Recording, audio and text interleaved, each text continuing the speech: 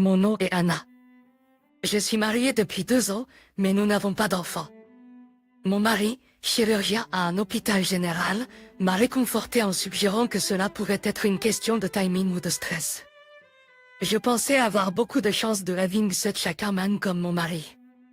Mais j'ai été brutalement détrompée de cette idée. Stupéfiante, j'ai découvert que mon mari me trompait avec ma sœur, Jean. Jean est enceinte, alors nous devons nous séparer. Jean. Ma sœur? Oui. Il a dit se décontracter.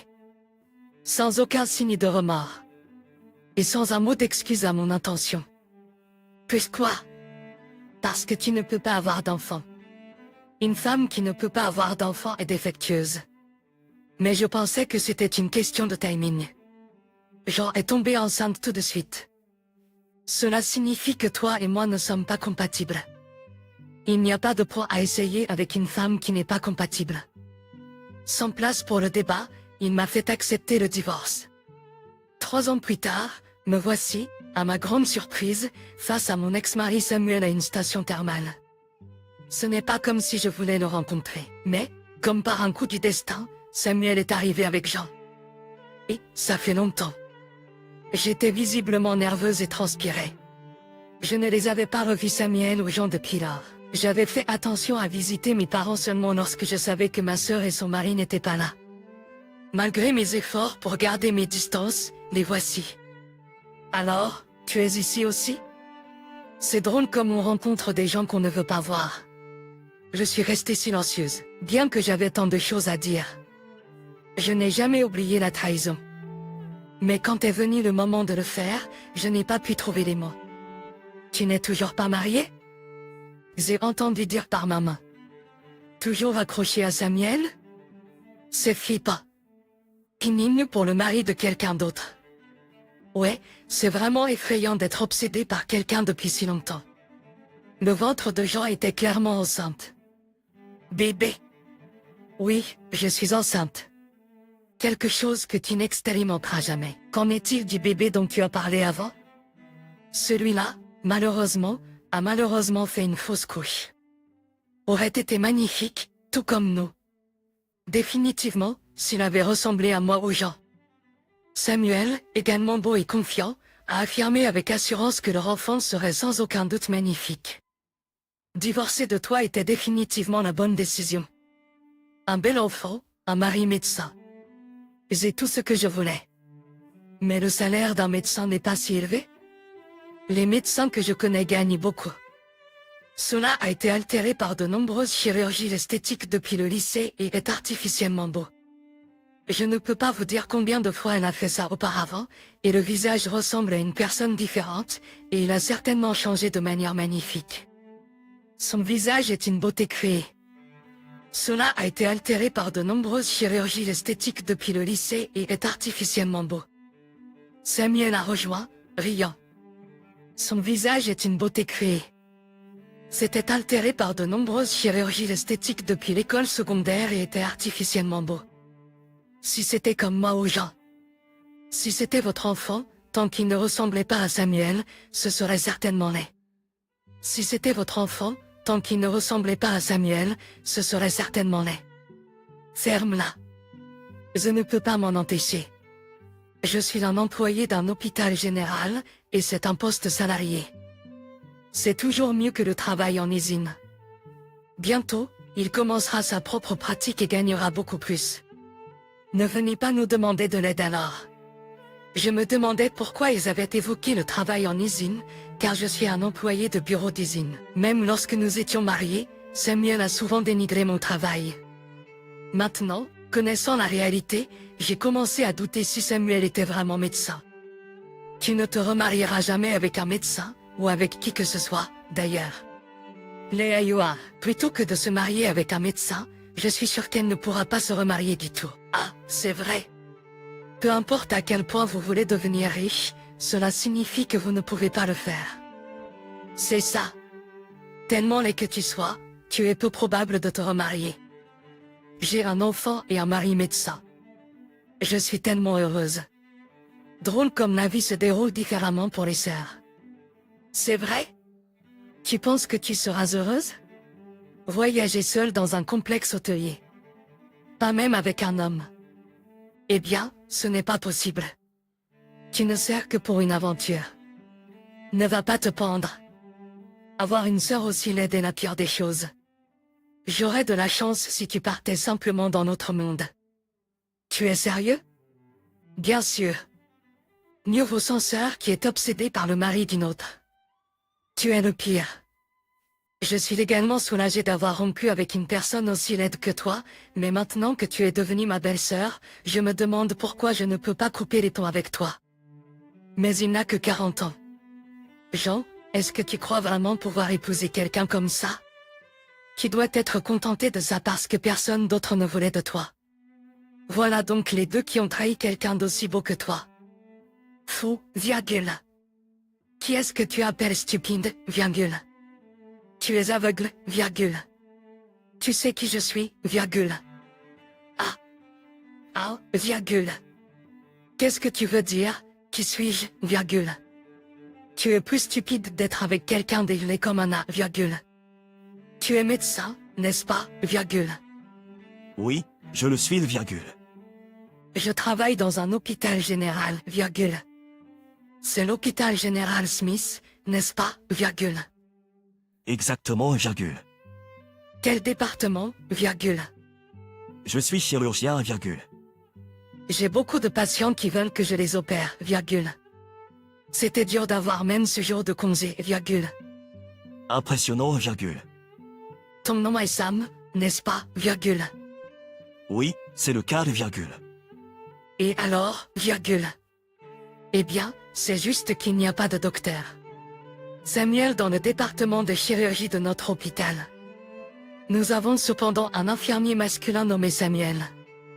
Toi, qui pensez-vous être, en fait, mon fiancé, Jason Smith, est le directeur de l'hôpital où Samuel travaille. Si Samuel était vraiment un médecin de cet hôpital, il me connaîtrait par nom. Cependant, Samuel ne m'a pas reconnu et ne semblait pas comprendre de son comportement. Vous ne comprendriez pas, n'est-ce pas? Juste un ouvrier d'usine. Comment pourriez-vous connaître les médecins de l'hôpital général Smith? Où avez-vous été admis au bloc opératoire auparavant? Admis. C'est troublant que vous ne reconnaissiez pas mon nom. Nous devons peut-être repenser à avoir du personnel comme vous. Attendez une minute. Comment osez-vous un simple ouvrier d'usine parler à un docteur comme Samuel? Arrête d'insulter mon mari. Je ne cherche pas à l'insulter. Je dis juste ce que je pense.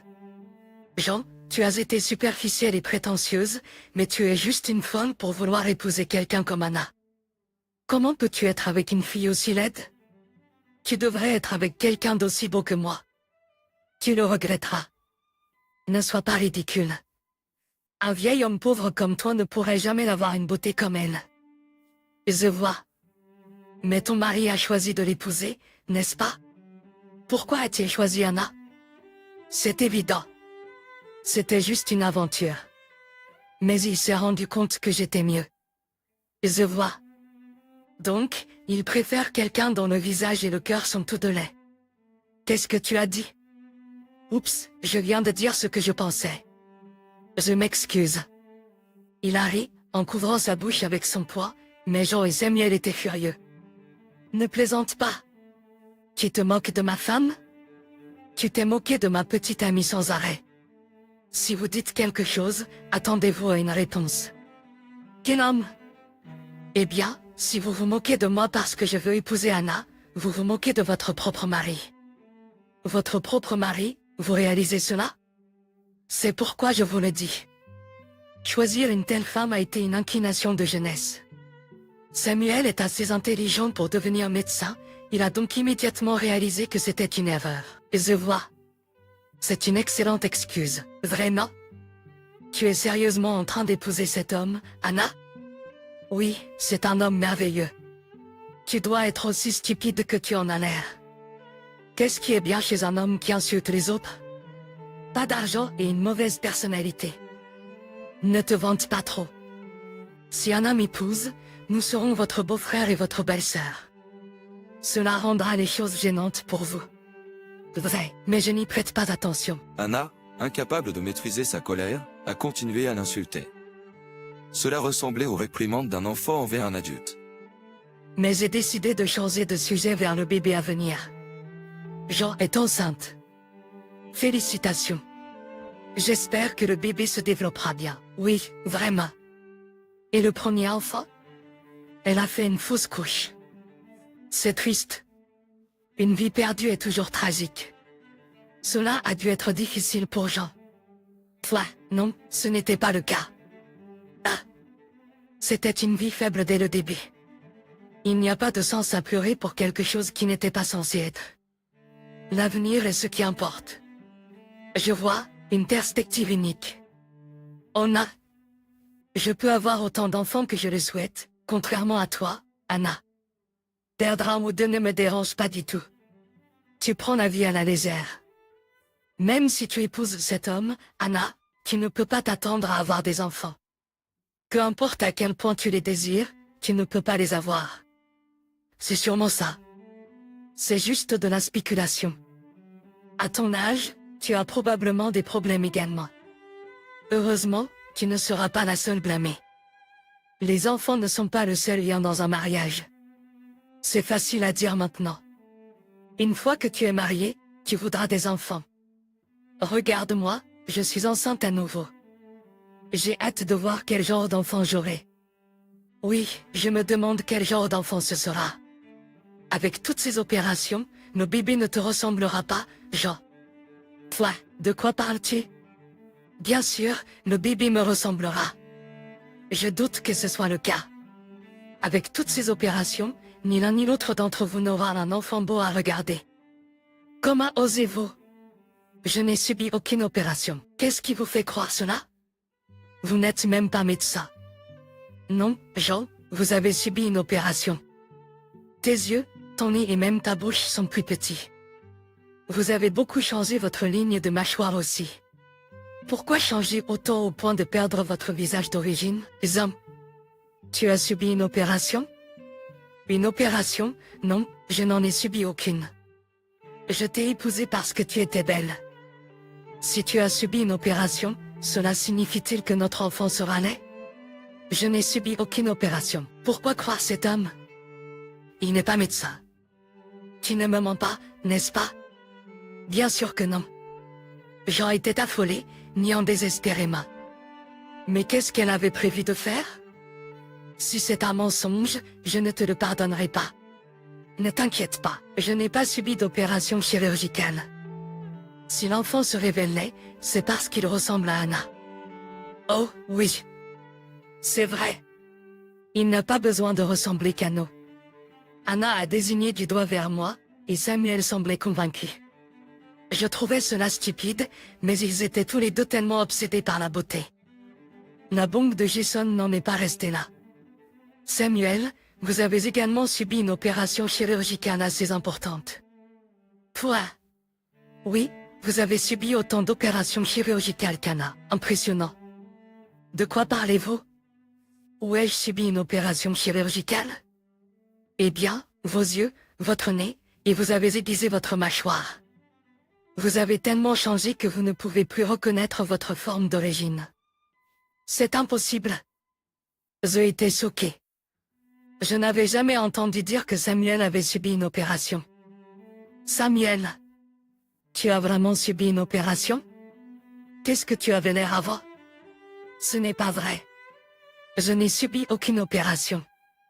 Pourquoi croire ce gars-là? Il n'est pas médecin. Peu importe à quel point tu changes ton visage, tu ne peux pas changer ta personnalité.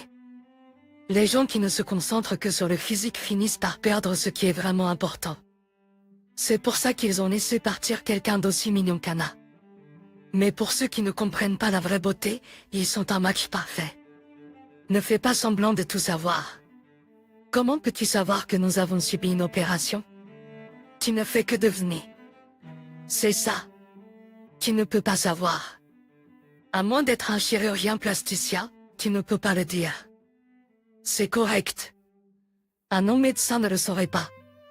Mais tu ne peux pas tromper mes yeux. Toi, comment peux-tu dire que tu ne peux pas être trompé?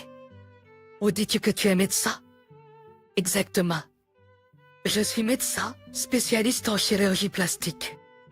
Si je suis un chirurgien plasticien, je peux le dire en vous regardant dans les yeux que vous avez eu une chirurgie. Pas moyen. Tu plaisantes. Vous faites de l'entretien, cela commence à se défaire. C'est inquiétant. Nasung, eh bien, l'entretien coûte de l'argent. Pour vous deux, ça doit être difficile. Vous avez dit que vous n'aviez pas eu de chirurgie. Vous m'avez trompé? J'ai hâte de voir l'enfant. S'il ressemble à Jeanne, il sera aussi mignon que Anna. Mais si ça ressemble à Samuel, je me demande. C'est pour ça que j'ai choisi quelqu'un de beau. Vous deux avez subi une opération de chirurgie esthétique. C'est la même chose pour moi. Je voulais un enfant beau. Comme vous êtes maintenant, vos visages continueront à se détériorer. L'entretien est nécessaire, mais au département de chirurgie plastique de l'hôpital général Smith, nous assurons l'entretien. Je peux le faire pour vous. Mais je ne vous ferai pas de rabais familial. Nous ne voulons rien avoir à faire avec vous. Je ne t'ai jamais voulu comme beau-frère. C'est vrai, juste parce que nous sommes mariés, je ne te considère pas comme mon beau-frère. C'est vrai. Alors il n'y a pas besoin que je me retienne. Bon, tu es viré. Toi. De quoi parles-tu? Comment peux-tu dire ça? Es-tu fou? Je l'admets, tu es médecin, mais tu n'as pas le droit de me licencier. Vraiment? Même si je suis Jason Smith, le directeur de l'hôpital général Smith, vous pensez que je n'ai pas ce droit? Surpris, ah? Je vous l'ai dit plus tôt. Non. Je suis sûr, Jason Smith. Jason Smith, c'est ça. Jason Smith, c'est... Incroyable que vous ne connaissiez pas le nom du directeur de l'hôpital où vous travaillez. Êtes-vous aussi stupide? Infirmier Samuel. Eh. Toi. Infirmier? Vous êtes un infirmier? Non. Vous n'êtes pas un chirurgien, mais un interniste, non? J'ai entendu parler de vous. Une infirmière sans cœur. Votre attitude envers les patients est terrible. Cette conversation a tout clarifié. C'est pourquoi votre salaire était si bas. Salaire? Oui, pour un médecin, vous avez étonnamment peu gagné. Vous utilisiez pour dire, c'est toujours mieux que le travail à la chaîne. Mieux qu'un travail à la chaîne, surtout que vous ne travaillez pas de nuit ou de late shift. Mais c'est vrai, le salaire est beaucoup plus bas qu'un médecin. C'est pour ça que vous gagnez si peu? Vous avez toujours dit que vous étiez médecin. Juste un travailleur engagé, donc c'est naturel de gagner autant. Mensonge sur la chirurgie et d'être médecin. Maintenant tout tombe en morceaux. Que pourrais-je faire? Vous m'aviez dit que vous ne m'épouseriez pas si je n'étais pas médecin. Je n'avais pas le choix que de faire semblant. Est-ce que vous m'en voulez? Oui, parce que vous montrez toujours off. C'est toi qui montres off. Grâce à vous, Jean, avec ce visage, est marié à un médecin. Et je deviens plus pauvre qu'Anne. Incroyable, comme votre personnalité est tordue. Quelle est la torsion de votre personnalité? Je suis resté silencieux, en pensant que nous deviendrions belle famille, mais maintenant je ne veux plus être lié. Anna, je suis désolé, mais je ne peux pas m'associer à ces gens après notre mariage. Est-ce correct? Bien sûr. Je ne veux rien avoir à faire avec eux non plus. Parfait. Donc, je n'ai aucune hésitation à te licencier. S'il vous plaît, directeur, ne me licenciez pas. Pourquoi maintenant? Vous avez été moquant mon partenaire. C'est normal d'être licencié. Je t'ai toléré parce que je pensais que tu étais son parent. Mais maintenant, tu as dit que tu ne voulais aucune relation. Je ne savais pas que vous étiez le directeur. Je vous l'ai dit dès le début. Vous n'avez pas compris qui j'étais? Je ne vous ai jamais imaginé, le directeur. Comment pouvez-vous travailler sans savoir cela? Mais me licencier, c'est sévère. Travailler dans un hôpital général est une grosse affaire. Oui. S'il vous plaît, laissez-moi rester au moins y travailler. Que voulez-vous dire? Être médecin dans un hôpital général est très estimé par les autres mamans. Comme c'est stupide, c'est la même chose partout où vous travaillez. Même si c'est un travail en usine, vous contribuez à la société. Ce n'est pas vrai. Le travail en usine ne me vaudra pas les éloges des autres mamans. Que vais-je faire quand mon enfant va naître? Être médecin a de l'importance parmi les autres mamans. C'est sans valeur. Il vaut mieux corriger votre personnalité et votre apparence en premier. C'est-à-dire si vous avez l'argent. De l'argent. Oui. De l'argent. J'ai besoin d'argent. Tu es toujours obsédé par l'argent. Elle n'est pas pauvre, vous savez. C'est parce qu'elle épouse le directeur de l'hôpital général Smith. Il ne s'agit pas d'argent. Il s'agit de son cœur. Elle se soucie des autres, comprend leur point de vue. C'est ce qui apporte la richesse. Les gens n'attirent pas les gens riches. C'est pourquoi tu as attiré un homme riche factice comme Samuel. Mais c'est le cœur de Anna qui m'attire. Son cœur fait briller son visage.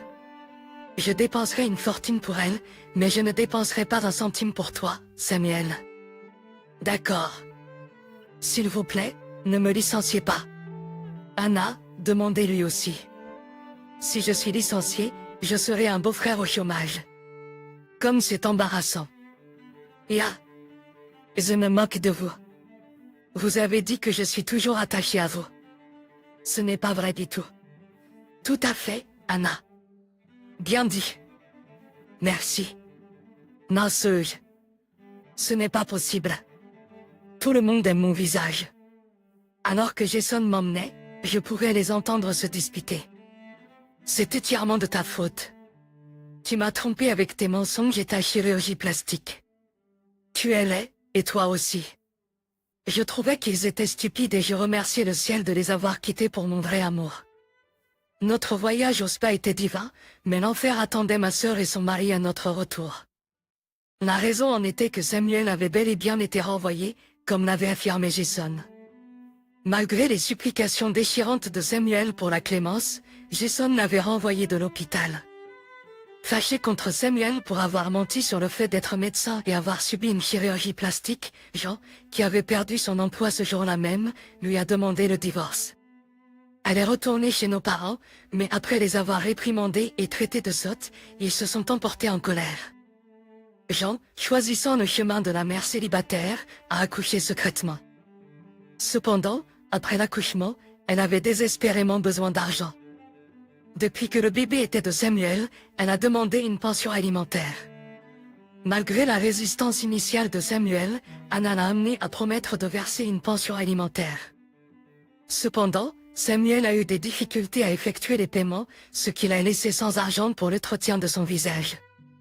Alors que c'était son seule source de confiance, son visage s'est détérioré et Samuel, incapable de supporter son apparence défigurée, a perdu la volonté de travailler. Apparemment, il vit maintenant dans un appartement sordide, entouré d'ordures, en train de serrer ses genoux. Pendant ce temps, Jean, incapable de se permettre un entretien facial en raison de l'éducation des enfants, travaille en équipe de nuit dans le nettoyage des bâtiments, portant un grand masque car elle n'aime pas les emplois impliquant des interactions sociales. D'un autre côté, j'ai épousé Jason dans un grand mariage, célébré par le personnel de l'hôpital, et je jouis maintenant pleinement du bonheur. En plus de cela, je suis actuellement enceinte de 7 mois. Impatiente d'accueillir l'arrivée de notre bébé, vivant une vie épanouissante.